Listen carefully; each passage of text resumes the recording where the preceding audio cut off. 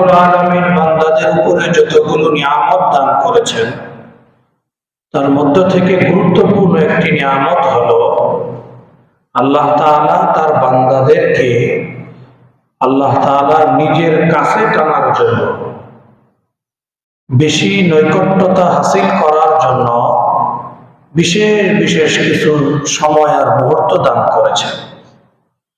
যেই সময়গুলোর মধ্যে, যেই মুহূর্তগুলোতে আল্লাহর বান্দারা যদি আল্লাহকে ডাকে, আল্লাহর জন্য ঘনিষ্ঠভাবে ইবাদত বন্দেগীতে নিজেকে নিয়োজিত রাখে, আল্লাহ পাক রব্বুল আলামিন ওই সকল বান্দাদেরকে আল্লাহর একদম নিকটতম বান্দা হিসেবে কবুল করে নেন।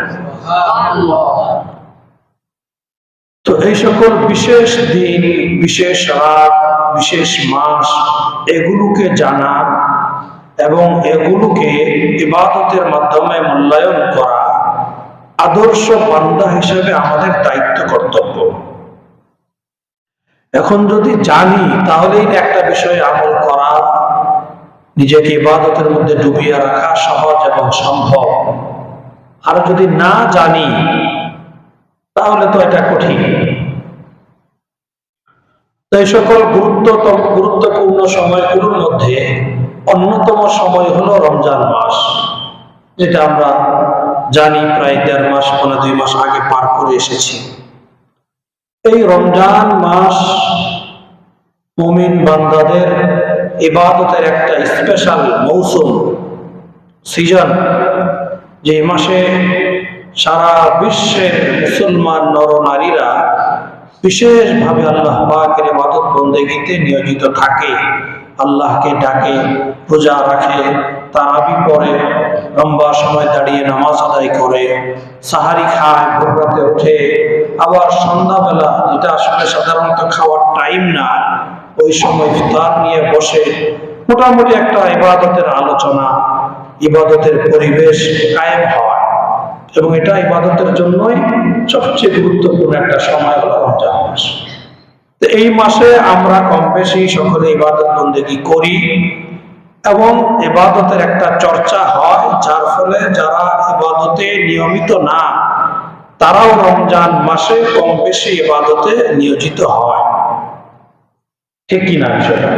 রমজান মাস আসলে যারা সারা বছর কোরআন শরীফ পড়ে না, তারা একটু খুলে দেখার চেষ্টা করে, দেখি পারি কিনা, একটু দেখি 2-1 সূরার অর্থ শেখা যায় কিনা দেখি, 2-4 রাকাত নফল নামাজ, দান সদকা ইত্যাদি অন্য সময়ের তুলনায় মুসলমান যারা রমজান মাসে বেশি করে। এজন্য ওইটা নিয়ে আর তেমন কিছু বলাও লাগে না। যদি উলামায়ে কেরাম, ইমাম সাহেবগণ, খতিব সাহেবগণ নাও বলে, তবুও কম বেশি রমজান মাসে সবাই ইবাদত বন্দেগীতে লিপ্ত থাকে। কিন্তু রমজানের পরেই ইবাদতের জন্য সবচেয়ে গুরুত্বপূর্ণ একটা সময় হলো এই জিলহজ মাসের প্রথম দশক। এই ব্যাপারে আমাদের একদম গাফলতি, ইবাদতের কোনো চর্চাই নাই। বিশেষ করে জিলহজ মাসের প্রথম 10 দিন যখন শুরু হয়, মুসলমানদের মধ্যে একটাই চর্চা, সেটা কি? গরু আর ছাগল। জিলহজের 10 তারিখকে আমরা বানিয়ে ফেলেছি গরু ছাগলের দশক। কিসের দশক? গরু ছাগলের দশক। কেউ কিনা নিয়ে ব্যস্ত, কেউ বিক্রি নিয়ে ব্যস্ত, কেউ পরিচর্যা নিয়ে ব্যস্ত, কেউ তামাশা দেখা নিয়ে ব্যস্ত, এই গরু ছাগল নিয়েই ব্যস্ততা। অথচ এই জিলহজ মাসের প্রথম দশক কত দিক থেকে গুরুত্বপূর্ণ, কোরআন হাদিস ঘাটাঘাটি করলে বোঝা যায়। প্রথম কথা যে আল্লাহ পাক রব্বুল আলামিন রমজানের পরে বিশেষ 4টি মাসকে সম্মানিত করেছেন। আরবি 12 মাসের মধ্য থেকে 4টি মাসকে আল্লাহ তাআলা স্পেশাল ভাবে সম্মানিত করেছেন। এটা হলো সরাসরি কোরআনের কথা। সূরা তাওবায় আল্লাহ পাক রব্বুল আলামিন বলেছেন, ইন্না ইদ্দাতাশ শুহুর ইনদাল্লাহি 12 শাহরান ফি কিতাবিল্লাহ ইয়াওমা খালাকাস সামাওয়াতি ওয়াল আরদ মিনহা আরবাতুন হুরুম। আল্লাহ তাআলা বলেন, যেদিন আসমান এবং জমিন সৃষ্টি করেছেন, আসমান এবং জমিনের সৃষ্টি লগ্ন থেকে এই 12 মাসের মধ্য থেকে 4টি মাসকে আল্লাহ তাআলা স্পেশাল ভাবে সম্মানিত করেছেন এবং বলেছেন, ফালা তাযলিমু ফীহিন্না আনফুসাকুম, কাজেই এই 4 মাসের মধ্যে যেন তোমাদের কেউ আল্লাহ নাফরমানি করে, ইসলামের বিরুদ্ধাচরণ করে, নিজের উপর জুলুম না করে বসে। এটা হলো আল্লাহ পাকের ঘোষণা। হাদিসের মধ্যে নবীজি বলেছেন, এই যে আল্লাহ বললেন মিনহা আরবাতুল হুরুম, 4 মাস বিশেষভাবে সম্মানিত। এই মাসগুলো কি? হাদিসের মধ্যে নবীজি বলেছেন জিলকাদ, জিলহজ, মুহররম, আর হলো কয়েক মাস পরে রজব। এই 4টি মাসকে বিশেষভাবে সম্মানিত করেছেন। জিলকাদ, জিলহজ, মুহররম, এরপরে কি মাঝখানে কয়েক মাস গ্যাপ দিয়ে হলো রজব। এই 4 মাসের মধ্যে সবচেয়ে বেশি সম্মানিত, বেশি স্পেশাল মাস হলো কোনটা? এই জিলহজ মাস। এই যে এই 5-7 দিন পরেই যেটা আসতেছে, আজকে হলো জিলকদের কত তারিখ? 24 তারিখ। 25, 26, 27, 28, 29, শনি, রবি, সোম, মঙ্গল, বুধ। যদি এই মাস 29-এ যায় তাহলে বুধবারে চাঁদ উঠবে। বুধবার সন্ধ্যায় যদি চাঁদ উঠে, বৃহস্পতিবার থেকে ওই যে সম্মানিত মাসের অন্যতম যে মাস জিলহজ মাস শুরু হয়ে যাবে। আগামী জুমা আসার আগেই শুরু হবে। এজন্য আজকে এই বিষয়ে আলোচনা।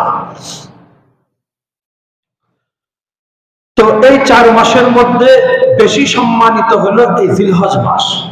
মুহাদ্দিসিনে কেরাম ব্যাখ্যা দিয়েছেন কেন এটাকে 4 মাসিতে সম্মানিত, জিলহজকে আবার স্পেশাল ভাবে কেন সম্মানিত বলা হবে। অনেক কারণ, তার মধ্যে একটা কারণ বলেছেন, জিলহজ মাসে মানুষ হজে যায়। এই হজে যাওয়ার কারণে হজে যেতে এবং আসতে আগে পরে সময় দরকার। এই জন্য মাঝখানে জিলহজ মাস রেখেছেন, আগে রেখেছেন জিলকদ, এরপরে রেখেছেন মুহররম। দুটো মাস নিষিদ্ধ, সম্মানিত, মাঝখানে হলো হজের মাস, যাতে হজের যাত্রীরা হজের উদ্দেশ্যে দূর দূর থেকে যখন রওনা হবে সেখানে পৌঁছার জন্য আগ থেকে এবং হজ শেষ করে আবার নিজ বাড়িতে পৌঁছা পর্যন্ত সময়টার মধ্যে যে রাস্তাঘাট নিরাপদ থাকে, এই সময়ের মধ্যে যেন কোথাও কোনো যুদ্ধ বিগ্রহ না বেঁধে যায়, এই জন্য আল্লাহ তাআলা এই মাসগুলোতে যুদ্ধ সম্পূর্ণ নিষেধ করে দিয়েছেন। যুদ্ধ করা জায়েজ নাই এবং কোন ধরনের কলহ ইত্যাদি নিষেধ করে দিয়েছেন এবং স্পেশাল ভাবে মর্যাদা দান করেছেন। এই হলো এই 3 মাস একত্রিত করার হিকমত। এরপরে মাঝখানে যে কয়েক মাস পর রজব মাস, সেটাও সম্মানিত হওয়ার কারণ হলো ওই মাসে মানুষ যেন সহজে উমরা পালন করতে পারে, যেন সহজে উমরার বিধান নফল উমরা করতে পারে। এই জন্য ওটাকে বিশেষভাবে নিষিদ্ধ ঘোষণা করেছেন। ভালো, এটা একটা হিকমত। তো বলছিলাম, এই দৃষ্টিকোণ থেকেও রমজানের পরে এই জিলহজ মাসটা হলো সবচেয়ে বেশি গুরুত্বপূর্ণ এবং সম্মানিত মাস। এবং এই জিলহজ মাসের যে প্রথম 10 দিন, আশারায়ে জিলহিজ্জা, জিলহজের প্রথম দশক, এটাকে আল্লাহ তাআলা আরো বেশি মর্যাদা সম্পন্ন করার জন্য সরাসরি কোরআনের মধ্যে কসম করে বলেছেন। সূরা ফাজরের মধ্যে 30 পারায় আল্লাহ পাক রব্বুল আলামিন বলেছেন, ওয়াল ফাজরি ওয়া লায়ালিন আশর ওয়াশ শাফঈ ওয়াল ওয়াতর। আল্লাহ পাক রব্বুল আলামিনের কোন বিষয়ে গুরুত্ব বোঝানোর জন্য শপথের প্রয়োজন হয়, তবু আল্লাহ তাআলা এখানে শপথ করে বলেছেন এই কথা বোঝানোর জন্য যে এই দশকের মর্যাদা এবং গুরুত্ব অন্য সব কিছুর থেকে অনেক গুণে বেশি। এই দশকের মর্যাদা সমস্ত দশকের থেকে বেশি উত্তম। ওয়াল ফাজর, আল্লাহ তাআলা ফজরের সময়ের কসম করে বলেছেন, সকালের কসম করেছেন, সেটা হলো ঈদের দিন, জিলহজের 10 তারিখ প্রথম দিন, ঈদের প্রথম দিন যেটা, সেদিনের সকালের কসম করেছেন। ওয়া লায়ালিন আশর, এবং 10 রজনীর কসম করেছেন। বিশেষভাবে এই জিলহজের প্রথম দশকের জন্য আল্লাহ তাআলা কসম করে বলেছেন ওয়াশ-শাফঈ ওয়াল ওয়াতর, এবং জোর বেজোর, এই 10 দিনের জোর এবং বেজোর উভয় দিন এবং রাত্রির কসম করে আল্লাহ তাআলা বলেছেন, এটার মর্যাদা বুঝিয়েছেন। এই জন্য অনেক মুফাসসিরিনে কেরাম বলেছেন যে আমরা তো জানি সবচেয়ে গুরুত্বপূর্ণ এবং ফজিলতপূর্ণ দশক হলো রমজানের শেষ দশক। রমজানের শেষ দশক সবচেয়ে গুরুত্ব আমরা জানি, কিন্তু এখানে কোরআনের আয়াত দ্বারা আর বিভিন্ন হাদিস দ্বারা বোঝা যাচ্ছে জিলহজ মাসের প্রথম দশক হলো বেশি সম্মানিত। তাহলে কোনটা সঠিক? এটাকে সমন্বয় করেছেন এভাবে যে রমজানের শেষ দশকটা সম্মানিত হয়েছে কেন? না, রমজানের শেষ দশকের মধ্যে কি আছে? লাইলাতুল কদর আছে। রমজানের শেষ দশকের মধ্যে আছে কি? লাইলাতুল কদর। লাইলাতুল কদরের কারণে পুরো রমজান মাসের তুলনায় শেষ দশকের মর্যাদা আল্লাহর কাছে অনেক গুণে বেশি। তবে লাইলাতুল কদরটা কি দিনে হয় নাকি রাত্রে হয়? রাত্রে হয়। এই জন্য বলেছে রমজানের শেষ দশকের রাত্রিগুলো পুরো 12 মাসের মধ্যে সমস্ত দশকের থেকে শ্রেষ্ঠ রাত্রি। শ্রেষ্ঠ দশকের রাত্রি হলো রমজানের শেষ দশকের রাত। আর জিলহজের মধ্যে আসেন, জিলহজের এই প্রথম 10 দিন সবচেয়ে মর্যাদাপূর্ণ কিসের কারণে? ঈদুল আজহার কারণে। কিসের কারণে? ঈদুল আজহা, ইয়াউমে আরাফা, এগুলোর কারণে। তো এগুলোকে রাত্রে না দিনে? দিনে। এই জন্য বলেছেন রাত্রের দিকে তাকাইলে রমজানের শেষ দশক সর্বসেরা, আর দিনের দিকে তাকাইলে এই জিলহজ মাসের প্রথম 10 দিন সবচেয়ে শ্রেষ্ঠ এবং মর্যাদাপূর্ণ দিন। কিন্তু এটার ব্যাপারে আমাদের গাফলতে উদাসীন, গরু ছাগল নিয়ে ব্যস্ত। এটা ঠিক না। রমজানকে যেমন মূল্যায়ন করি, ইবাদত করি, ঠিক তদরূপ এই জিলহজ মাসের প্রথম 10 দিনকেও স্পেশাল মূল্যায়ন করা উচিত। এটাকে ইবাদতের মধ্যে কাটানো উচিত, গাফলতি করার সুযোগ নাই। আল্লাহু আকবার। হাদিসের মধ্যে নবী করিম সাল্লাল্লাহু আলাইহি ওয়াসাল্লাম বলেছেন, মা মিন আইয়ামিন আল আমালু সালিহু ফিহা আহাব্বু ইলা আল্লাহি মিন আইয়ামি মিন হাযিহিল আইয়াম, ইয়ানি আল আইয়াম আল আশর। নবীজি বলেছেন যে সকল দিন রাতে ইবাদতগুলো আল্লাহর কাছে সবচেয়ে প্রিয়, ওই সকল দিন রাতের মধ্যে সব থেকে সেরা হলো এই জিলহজ মাসের প্রথম দশকের ইবাদত। এই জিলহজ মাসের প্রথম দশকের ইবাদত আল্লাহ পাক রব্বুল আলামিনের কাছে সমস্ত সময়ের ইবাদতের থেকে বেশি সেরা।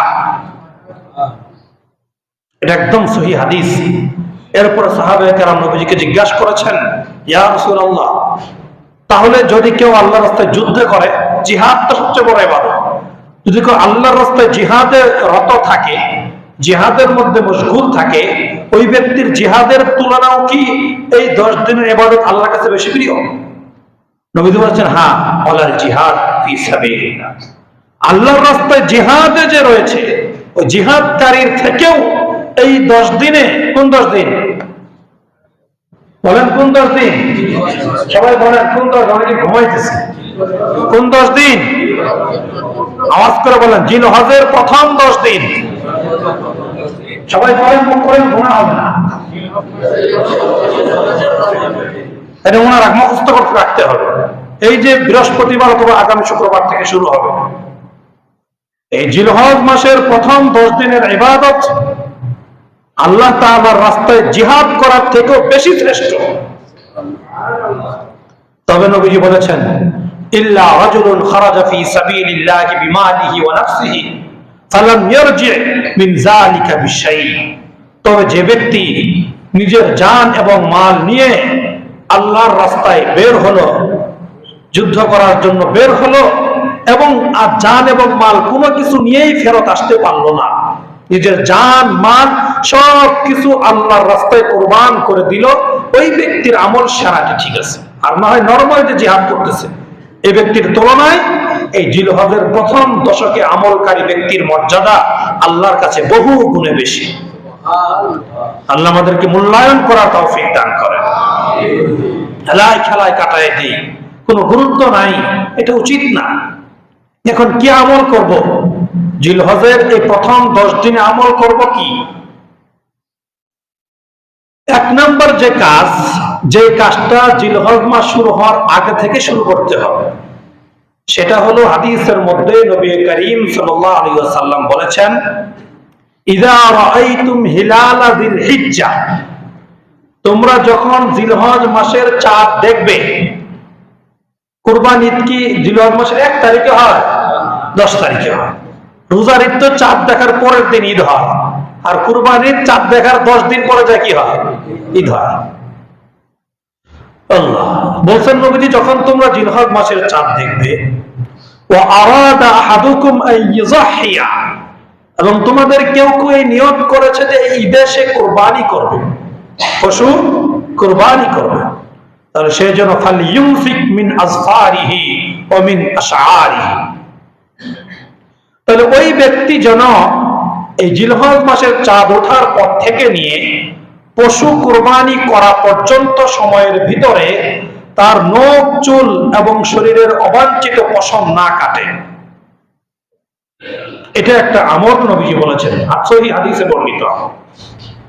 এজন্য আমরা যারা কুরবানি করার নিয়ত করেছি, বিশেষভাবে আমাদের উচিত হলো বুধবারের আগে আগে আমাদের চুল, নখ ইত্যাদি যা কাটার প্রয়োজন, দাড়ি না, অনেকে আবার দাড়ি সহ কেটে ফেলে, যে দেশে দাড়ি কাটবে কেউ, দাড়ি ছাড়া যেগুলো কাটা যায় এবং কাটার প্রয়োজন, এগুলো কেটে নিব, যেন চাঁদ উঠে গেলে ঈদ পর্যন্ত আর এগুলো কাটতে না হয়, খেয়াল রাখা। তবে যদি কারো এমন হয় যে এই 10 দিন মানে জিলহজের চাঁদ ওঠার আগে কাটার সুযোগ পায় নাই, এখন জিলহজের চাঁদ উঠে গেছে, এখন 10 দিন পর আর কাটবে না, নিয়ত করেছে, এই 10 দিন যদি না কাটে তার 40 দিন পার হয়ে যাবে, তাহলে আবার তার জন্য মারাত্মক গুনাহ হবে। নখ চুল কাটার সর্বোচ্চ মেয়াদ কয়দিন?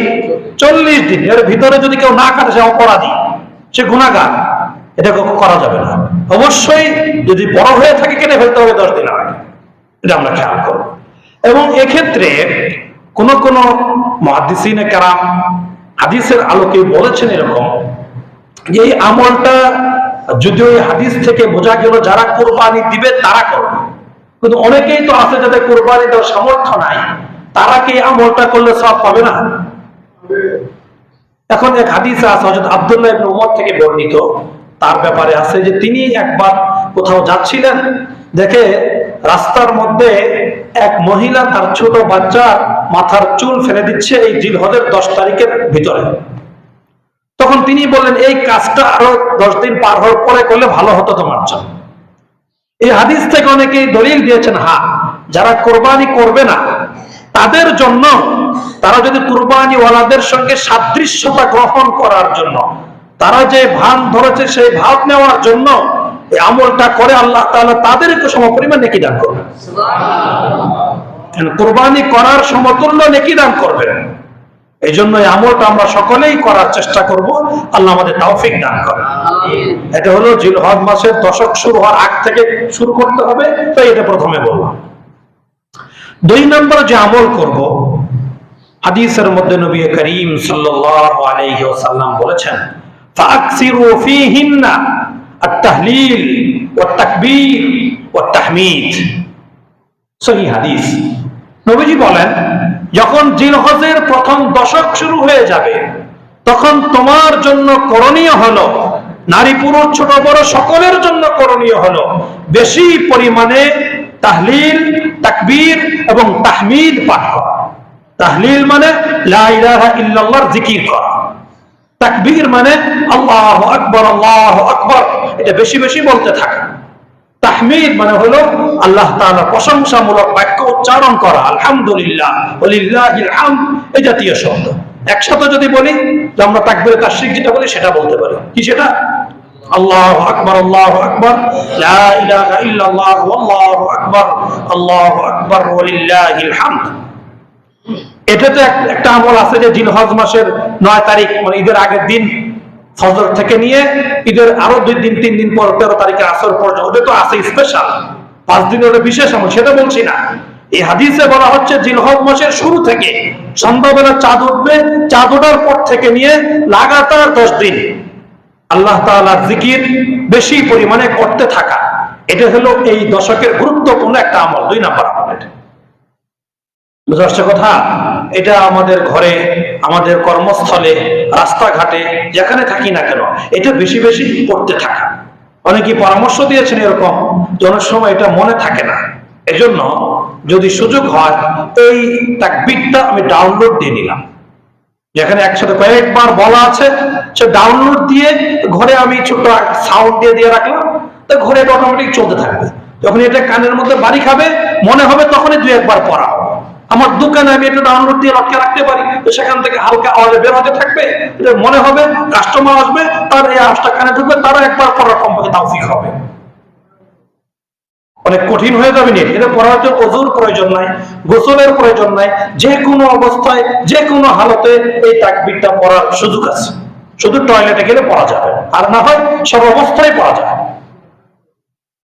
কাজেই এই জিলহজ মাসের এই দশকে এই তাকবীরের আমল বিশেষভাবে করা যায়। যেখানে যাই, আমি বাজারে গেছি একটু আওয়াজে পড়ে দেই না, কেউ হয়তো বলবে পাগল আসবে থেকে, বলতে পারে যে কোনো কথা নাই বাতি নাই, হঠাৎ করে কি তাকবীর গুনগুনা শুরু করছে। আপনি গরু হাটে গেছেন, পড়েন, অসুবিধা আপনারটা শুনে 2-4 জন একটু পড়বে। সাহাবায়ে কেরাম এই দশকে বাজারে চলে যেতেন, নিজেদের ঘর বাড়ি থেকে দিনের বেলা কোনো একটা সময় বাজারে চলে যেতেন, বাজারে গিয়ে জোরে জোরে তাকবীর পড়তে থাকতেন, যাতে করে তাকটা শুনে আরো কিছু বাজার যারা করতে আসে মুসল্লিদের পড়ার তৌফিক হয়, সুযোগ হয়। এই জন্য সাহাবায়ে কেরাম আমলটা করতেন। এটা এই দশকের গুরুত্বপূর্ণ এবং সহজ একটা আমল। চার দোকানে বসে শুধু শুধু পেঁচাল, 10 জনের গীবত শেখায়, আরেকজনের দুশ্চর্চা, এগুলো না করে এই তাকবীরটা পাঠ করতে থাকি, তাহলে বড় নেকির কাজ হবে। আল্লাহু আকবার, আল্লাহু আকবার, লা ইলাহা ইল্লাল্লাহ, আল্লাহু আকবার, আল্লাহু আকবার, ওয়ালিল্লাহিল হামদ। শয়তান তো আমাদেরকে বাধা দিবে।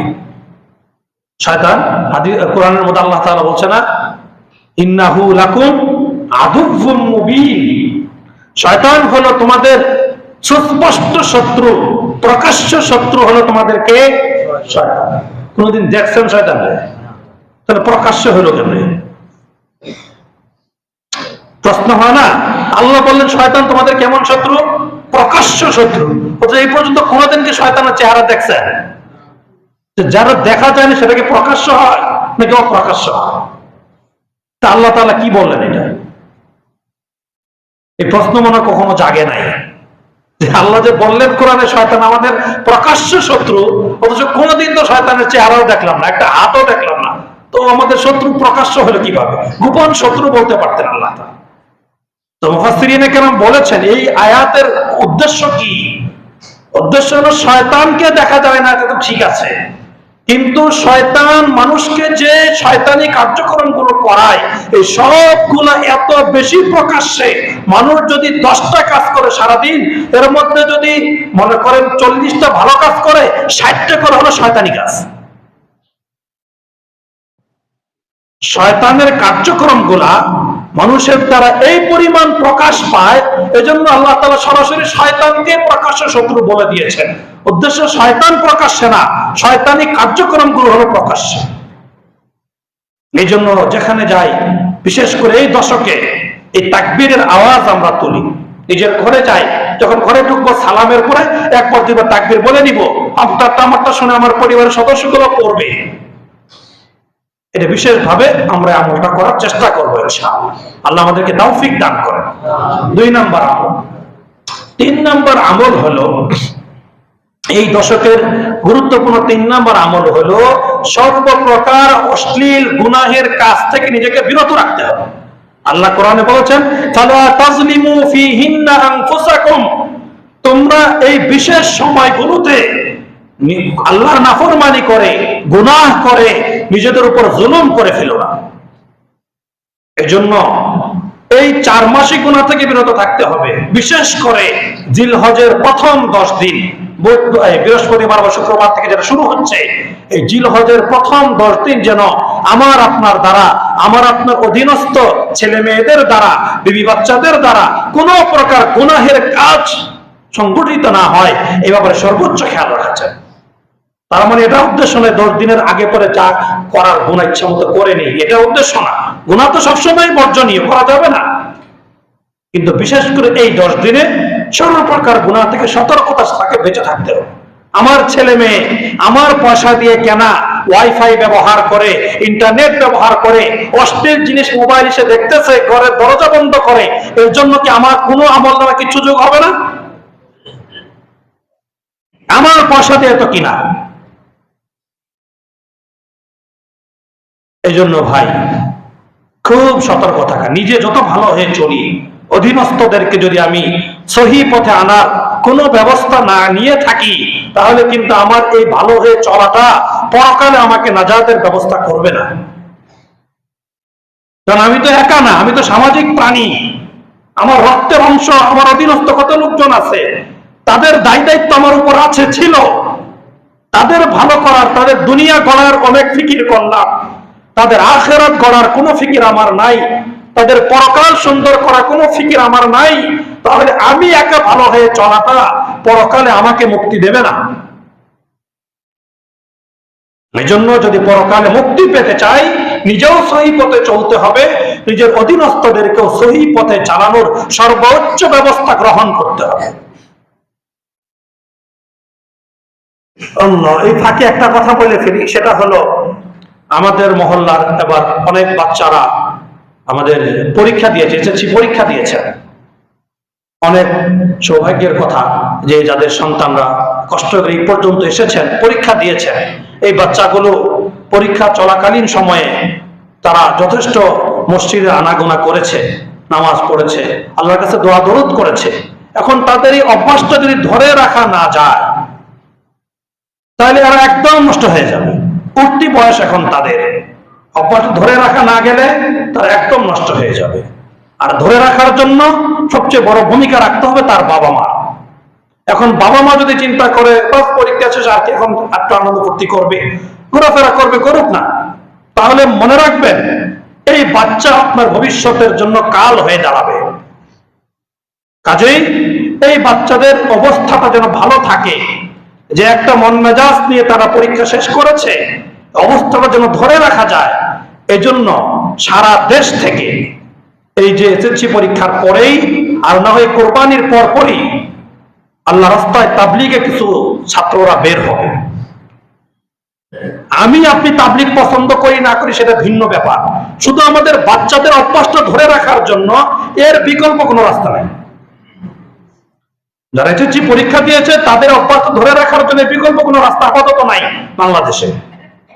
তারা মাদ্রাসায় ভর্তি হবে না, তারা কোনো পীর সাহেবের খানকায় যাবে না, তাদের কি করবেন? এখন একটা রাস্তা, সেটা হলো তাবলীগে পাঠিয়ে দাও।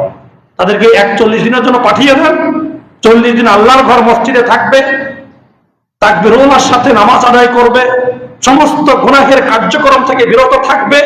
এই যে একটা অভ্যাস গড়ে উঠবে, এই অভ্যাস আজীবন তারা ধরে রাখতে পারবে ইনশাআল্লাহ। এই জন্য অভিভাবকদের অনুরোধ করব, আমরা একটু কষ্ট হলেও মেহেরবানি করে আমাদের বাচ্চাদেরকে, এই যে যারা পরীক্ষার্থী বিশেষ করে পরীক্ষা দিয়েছেন, তাদেরকে তাবলীগে পাঠানোর ব্যবস্থা করে আল্লাহ আমাদের তৌফিক দান করেন। আমিন।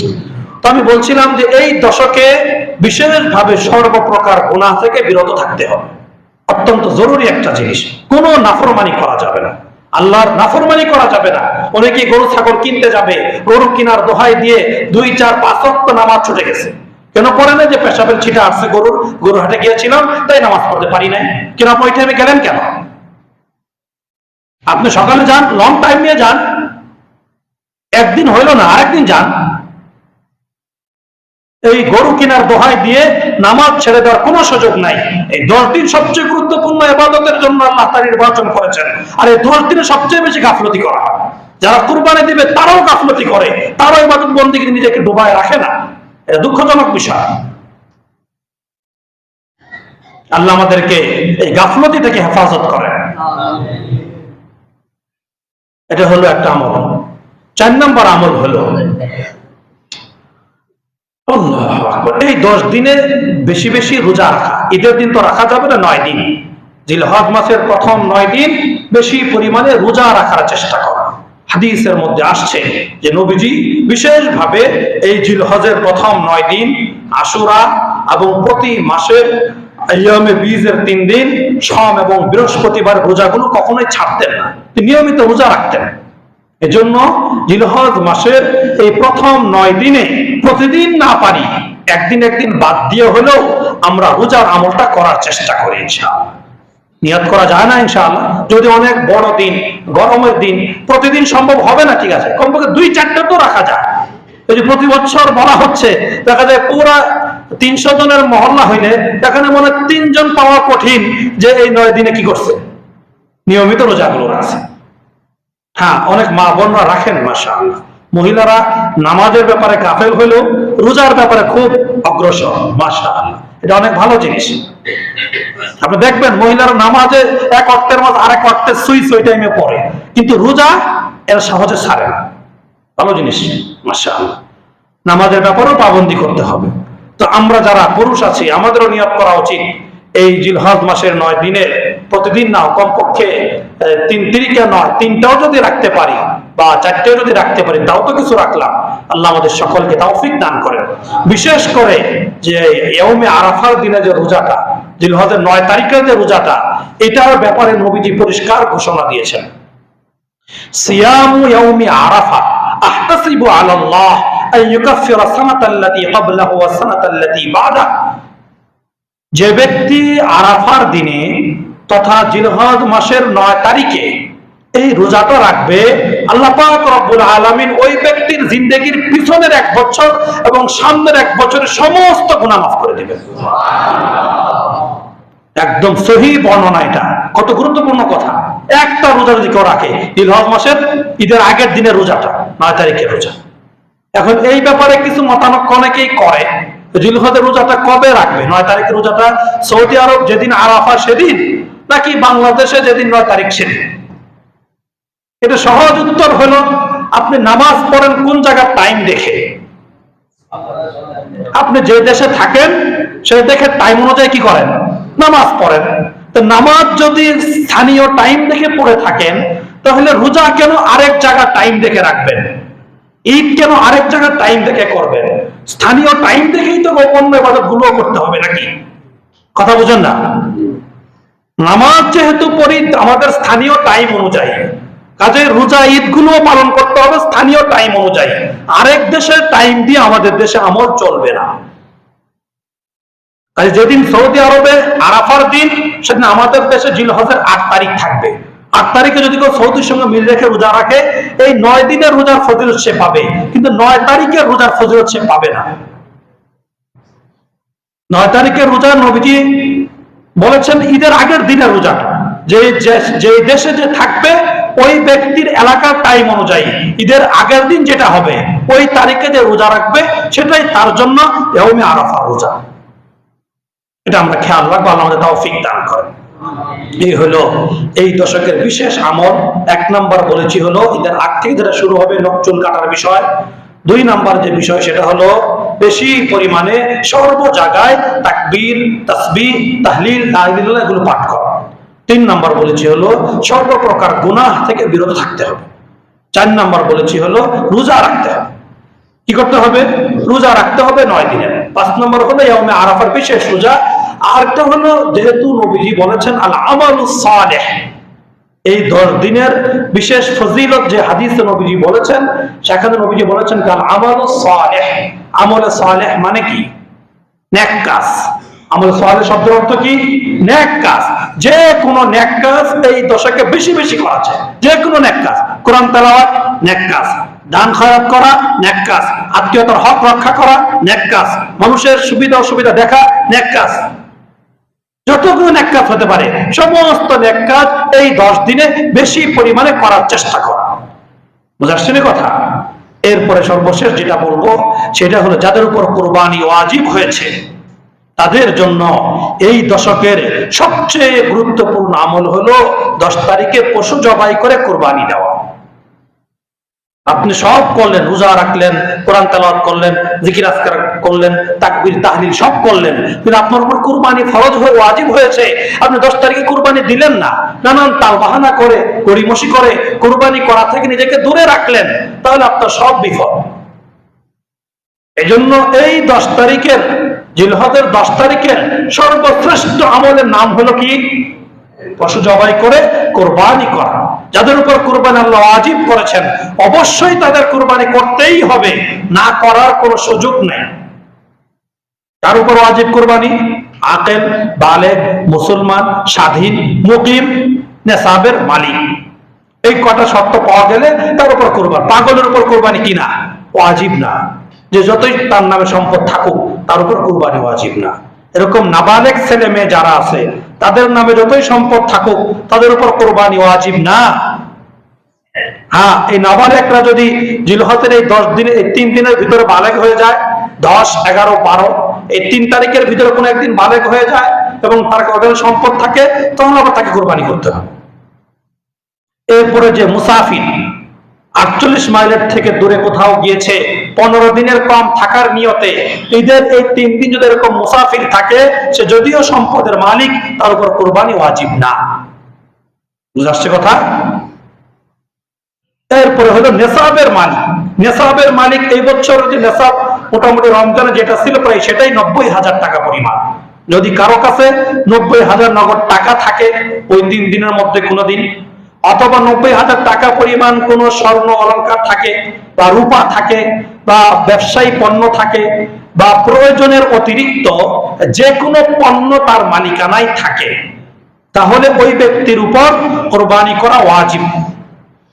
প্রয়োজনের অতিরিক্ত মানে কি? টিভি, ভিসিআর, এই যে সকল জিনিস, এগুলো কোনো প্রয়োজনীয় জিনিস না, প্রয়োজন অতিরিক্ত। এগুলো নিত্য প্রয়োজন, যেগুলো আপনার প্রতিদিন লাগে, আপনার পোশাক, আপনার থাকার জায়গা, আপনার ঘর, আপনার চলাফেরা করার গাড়ি, এগুলো তো আপনার নিত্য প্রতিদিনই লাগে। এগুলোর বাইরে যে জিনিসগুলো আছে কোনো প্রয়োজন লাগতেছে না। আপনার নামে অনেকগুলা জমি আছে, যে জমিটা আপনার কোনো কাজে আসে না, ওই জমির ফসলও খান না, ওই জমিটা আপনি ভাড়াও দেন নাই, এমনিই পড়ে আছে, তাহলে ওই জমির কারণেও আপনার উপর কোরবানি ওয়াজিব হবে। আপনার হাতে নগদ টাকা নাই কিন্তু জমি আছে, টাকা ঋণ করে হলো কোরবানি দিতে হবে, না হয় আপনার উপর ওয়াজিব ছেড়ে দেওয়ার গুনাহ রয়ে যাবে। এটা খুব গুরুত্বপূর্ণ। দেখা যায় অনেকেই আছে যদি একটা গরু একা দিতে পারে বা 2জন 3জন দিতে পারে তাহলে কোরবানি দেয়, আর না হয় দেয় না। কেন? এবার সম্ভব না। সম্ভব না। আপনার কাছে কি 15,000 টাকাও নাই? 15,000 টাকা হলে 7 জন মিলে তো একটা গরু অনায়াসে দেওয়া যায়। আপনি এক গরু দেওয়া দরকার কি? আপনি পারেন না, 7 জন মিলে একটা দেন, অসুবিধা কোথায়? সামান্য সামান্য অজুহাত দিয়ে কুরবানি করা থেকে বিরত থাকবেন, এই সুযোগ ইসলামে রাখা হয়নি। একা পারেন না, 2 জনের পর 7 জনে মিলে দেন, 6 জনে মিলে দেন, 5 জনে মিলে দেন, অসুবিধা কোথায়? 12-13-15,000 করে দিলে অবশ্যই একটা গরু হয়ে যাবে 7 জনে। এই 15,000 টাকার ব্যবস্থা করতে পারে না এমন মানুষ বর্তমান সমাজে খুব কম, নাই বললেই চলে। এজন্য মেহেরবানি করে, একা না পারি, যাদের উপর এই পরিমাণ সম্পদ আছে কোরবানি দিতেই হবে। আপনার মালিক হলে আপনার দিতে হবে। আপনার স্ত্রী বা আপনার মেয়েরা যদি সম্পদের মালিক হয়, আপনার স্ত্রীর কাছে স্বর্ণ আছে 1-2 ভরি বা আধা ভরি আছে বা কিছু রূপা আছে, এখন 1 ভরি স্বর্ণের দাম 1.5 লক্ষ টাকা। তার মানে 1 ভরি থাকলেই আপনার স্ত্রীর উপর কোরবানি ওয়াজিব। আপনার নামে কোরবানি দিলে আপনার স্ত্রীটা আদায় হবে না, মাসলা ভিন্ন। আপনার নামে হলে আপনাকে দিতে হবে, স্ত্রীর উপর ওয়াজিব হলে স্ত্রীর নামে আলাদা করে দিতে হবে, আপনার নামে তারটা দিলে হবে না। কেন? সে তো সম্পদের মালিক, তার কাছে স্বর্ণ আছে অথবা রূপা আছে অথবা কিছু টাকা কারো কাছে ঋণ দেওয়া আছে, ডিপোজিট করা আছে ব্যাংকে, অথবা কাউকে দিয়ে রাখছে। এই সকল সম্পদের যারা মালিক হবে তাদের উপর কোরবানি করতে হবে। এই মাসলাটা আগে, যদিও এখনো দেরি আছে, আগে বলার উদ্দেশ্য এখন থেকে ফিকির করে নেই। আমরা ভাবি যে আমার কোরবানি তো ওয়াজিব কিনা, একটু ফিকির করে বুঝি। সকল কোনো প্যাস তো নাই। জাকাতের মধ্যে প্যাস, যে ওখানে 4 প্রকারের মালের বাইরে অন্য মাল থাকলে জাকাত খরচ হয় না, কিন্তু কুরবানির ক্ষেত্রে 4 আর 5 নাই, প্রয়োজনের অতিরিক্ত যা কিছু আছে সবগুলোর মূল্য যদি 90,000 টাকার পরিমাণ পৌঁছে আপনার উপর কোরবানি দেওয়া উচিত। ঠিক আছে? আপনার দোকানে ব্যবসা করেন, মাল আছে, এই মালের মূল্য 90,000 টাকা, আপনার কোরবানি দিতে হবে। আপনি গরু ছাগল পালেন, এই আপনার খামারের মুরগি আছে, গরু আছে, এগুলোর মূল্য 90,000 টাকার উপরে, এবং ঈদের 3 দিন যদি আপনার খামারে মুরগি থাকে বা আপনার খামারে গরু ছাগল থাকে যেগুলোর মূল্য 90,000 উপরে, আপনাকে কোরবানি দিতে হবে। এই এই জন্য এই মাসলাটা আমরা খুব খেয়াল করব। হাদিসের মধ্যে নবীজি বলেছেন, মান ওয়াজাদা সাআতান ওয়া লাম ইউযাহি ফালা ইয়াকরাবান্না মুসাল্লানা। নবীজি বলেন, আল্লাহ তাআলা যে ব্যক্তিকে কুরবানি করার মতো সামর্থ্য দিয়েছে, কুরবানি করার মতো টাকা পয়সা অর্থ করে দিয়েছেন, কিন্তু ওই ব্যক্তি কুরবানি করলো না, গাফলতি করে নিজেকে লুকিয়ে রাখলে আমার উপর কুরবানি ওয়াজিব না, গরিমসি করে কুরবানি করলো না, তাহলে ওই ব্যক্তি যেন ঈদের নামাজ পড়ার জন্য আমার ঈদগাহ ময়দান উপস্থিত না হয়। কত বড় কথা বলেছেন নবীজি। এই জন্য খুব খেয়াল করা, যাদের উপর কুরবানি ওয়াজিব হয়েছে আমরা অবশ্যই এই কুরবানিগুলো করার চেষ্টা করব। আল্লাহ আমাদের মাসলাগুলো, কথাগুলো বুঝে সকল আলামিন বান্দাদের উপরে